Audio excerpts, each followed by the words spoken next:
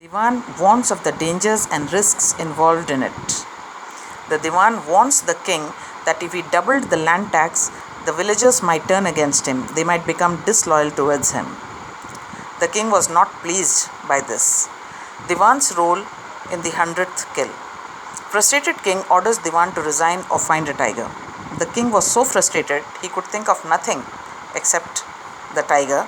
So, in his anger, he tells even the Diwan to resign or find a tiger. Diwan gets worried and upset beyond measure. The Diwan was quite worried, recalls the old tiger brought from People's Park in Madras and kept hidden in his house. He recalls that a tiger had been brought from People's Park in Madras. An old and weak tiger had been brought, which was kept in his house. Drags the old and weak tiger with the help of his wife, into the car. Drives to the forest where the Maharaja is hunting. So he took the help of his wife and forced the tiger in his car and brought the tiger to the forest where the king was hunting, where the king had camped for hunting. Though initially hesitant, the tiger wanders into the king's Maharaja's presence. The tiger, wanders in front of the Maharaja. Shot at by the king and drops down. The king takes aim and shoots the tiger, and the tiger drops down. The elated king returns to his capital, orders the staff to cart the tiger in grand procession. The king was very happy, he was very elated, and he returns to his capital. He ordered his staff to bring the tiger in grand procession. The 100th tiger not killed actually. The weak and emaciated tiger faints from the shock of the bullet shot. The lamb-like tiger wakes up. The tiger had not died, the king had missed his aim, and the tiger was so weak that it fainted because of the shock of the sound of the bullet.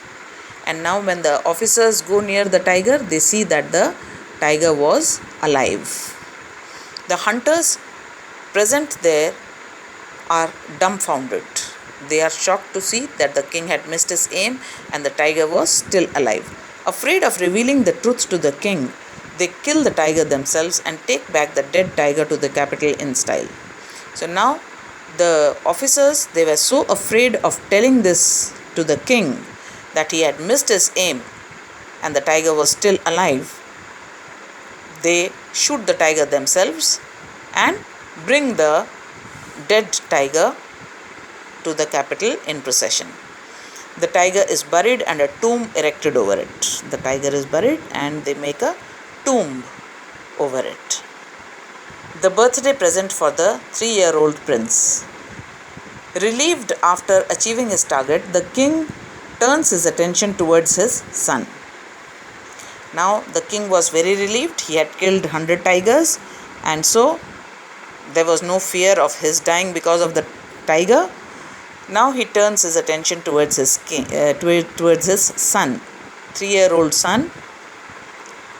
On his birthday, he wants to give him a present. Brings a wooden tiger from a toy shop and presents it to his son. He buys a wooden tiger from a toy shop and gives it as a present to his son. The poorly carved toy tiger has rough surface and slivers of wood stand up like quills all over it. The wooden tiger was very roughly made. It was made by unskilled carpenter, and so it had slivers, small tiny wood pieces standing over it like quills. The Maharaja, while playing with the prince, gets hurt when a tiny sliver pierces his right hand. A tiny sliver, a tiny piece of wood, pricks him in his hand. He neglects the injury and pulls the sliver out. He pulls the sliver out and neglects his injury, does not pay much attention to it. The prediction comes true. The wound develops pus which soon spreads all over the arm. Now the injury, the prick of that sliver became septic. Pus developed in it and it spread over his arm.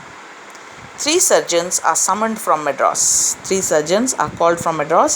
Surgeons perform operation but fail to save the king's life.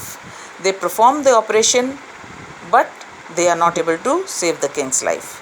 Thus the 100th tiger takes his final revenge upon the Tiger King. Ironically, the king dies because of a tiger only.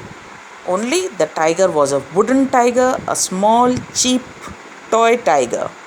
So, ironically, it is like the tiger took its revenge from the king for killing so many tigers.